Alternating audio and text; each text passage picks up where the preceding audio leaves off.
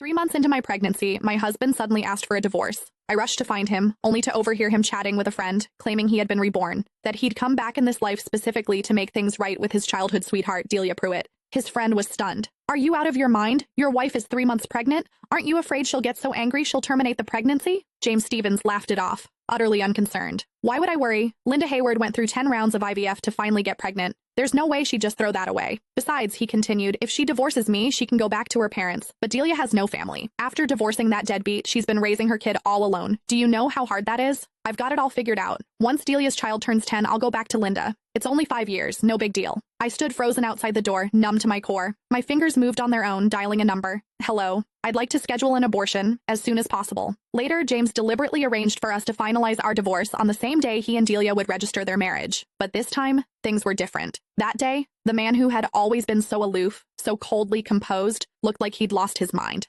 His eyes locked onto my flat stomach, his voice cracking with something close to hysteria. "Where's my child? Where's our child? You promised me you wanted to have a baby with me. Linda, are you sure you want to go through with this? After everything you went through for this baby?" My mother's voice broke over the phone and guilt twisted in my chest. She had been the happiest person in the world when she found out I was pregnant. She knew what it had cost me, a full year of choking down bitter herbal medicine, 9 failed IVF cycles. It wasn't until the 10th attempt that I finally conceived. The moment the test results came back positive, my mother had wept with joy. She believed that with a child, James and I would finally settle into a real marriage, that he would step up, become a responsible husband, learn to put family first. But today I realized how terribly wrong we had both been. The phone rang, sharp and insistent. I answered mechanically. James's voice cut through, cold and harsh. "Linda, how much longer are you going to drag this out? Even if I can't divorce you while you're pregnant, the moment that baby is born, I'm filing immediately. And let's be real, raising a child costs money. You've done nothing but sit at home since we got married, eating my food, spending my money. All you do is a little housework, that's it. No one's going to want a woman who just gave birth and comes with a brat attached. You have no income, no prospects. When the time comes, you won't get to keep the child. You won't get to keep me. You'll have nothing." Every word dripped with contempt. He reduced everything I'd given to this marriage, every sacrifice, every exhausting day, to nothing. And he called my baby a brat. It felt like a blade dragging across my heart, slicing it open all over again. "James." My voice came out quiet, steady.